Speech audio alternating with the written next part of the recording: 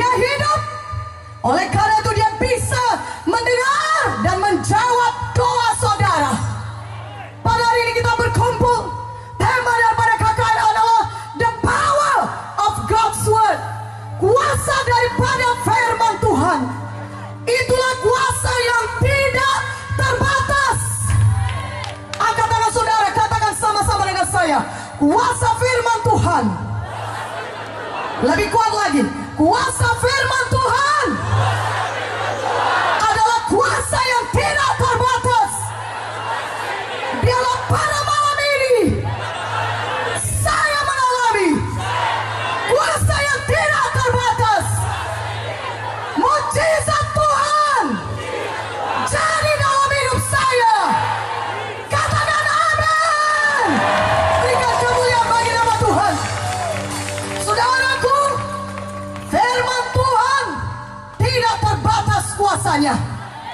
Tuhan memberikan firman-Nya. Apa kata Tuhan? Jadilah terang, maka terang pun jadi. Jadilah matahari, bulan, dan bintang, maka jadilah matahari, bulan, dan bintang. Tuhan berfirman, jadilah tumbuh-tumbuhan, maka jadi tumbuh-tumbuhan. Firman Tuhan tidak terbatas. Kenapa? Karena firman Tuhan dan Tuhan Yesus adalah satu. Firman Tuhan adalah Tuhan sendiri. Karena itulah kuasa firman-Nya adalah sama dengan kuasa Tuhan sendiri. Katakan amin. Haleluya. Bagaimana saudara bisa menerima kuasa firman Tuhan? Dengan percaya kepada apa yang dikatakan firman. Pada malam ini Tuhan berfirman kepada kita. Dia sudah katakan lewat firman-Nya di 1 Petrus 2 ayat 24. Oleh bilur-bilurku engkau sudah sembuh. Lebih kuat aminnya. Bagi yang sakit lebih kuat aminnya. Firman Tuhan berkata, oleh bilur Yesus engkau sudah sembuh, kata Tuhan. Haleluya. Apakah bilur-bilur Yesus itu? Luka-luka di punggung Yesus. Tuhan Yesus luka di punggungnya. Kenapa? Karena dia dicambuki oleh tentara Romawi. Untuk apakah dia dicambuki? Untuk apa Tuhan menerima cambukan itu? Dia bukan orang jahat. Tuhan Yesus tidak pernah berdosa.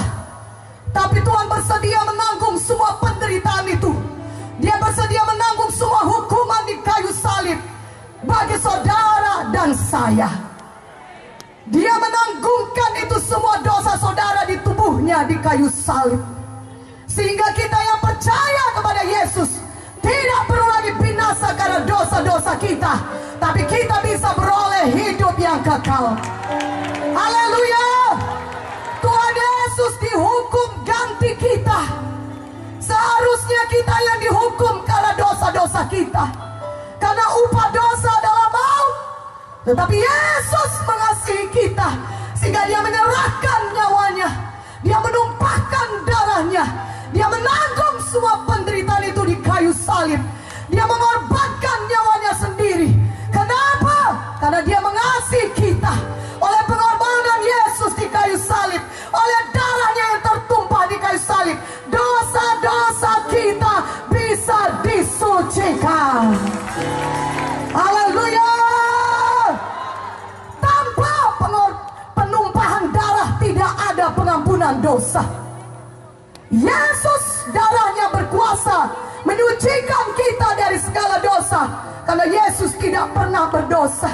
Pada malam ini betapapun besarnya dosa saudara, mungkin orang lain tidak tahu, tapi saudara tahu. Tapi firman Tuhan berkata, walaupun dosamu merah seperti kirmizi, merah seperti kain kasumba, akan menjadi putih seperti salju oleh darah Yesus.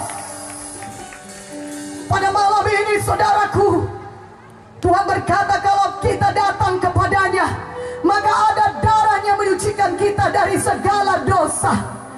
sehingga tidak ada lagi yang menghalangi doa kita dijawab oleh Tuhan. Pada malam ini kita selesaikan masalah dosa. Kita minta ampun kepada Tuhan atas segala dosa-dosa kita, dan biarlah darah Yesus menyucikan kita sehingga kita bisa dilayakkan Tuhan masuk surga, dan seluruh doa-doa kita didengar, dijawab oleh Tuhan. Mana amin ya? Katakan amin. Maukah saudara melakukannya? Maukah saudara dosa saudara disucikan oleh darah Yesus? Mari angkat tangan saudara tinggi-tinggi. Ikut-ikut apa kata saya. Oh Tuhan Yesus, saya datang padamu malam ini Tuhan. Saya mengaku saya orang berdosa. Banyak dosa saya. Tapi malam ini Tuhan, saya mau bertobat. Saya tinggalkan semua dosa saya. Cucikan saya Tuhan dengan darah-Mu yang kudus. Oh Tuhan Yesus, saya percaya padamu. Engkau adalah anak Allah yang turun ke dunia ini, yang disalibkan bagi saya, mati menebus dosa saya. Pada hari yang ketiga Engkau bangkit dari kematian. Tuhan Yesus, saya percaya padamu. Saya buka hati saya.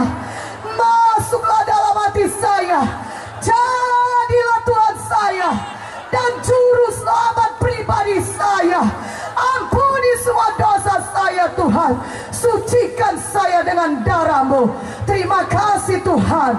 Sekarang saya sudah selamat. Saya sudah lahir baru. Saya sudah jadi anak-anak Tuhan.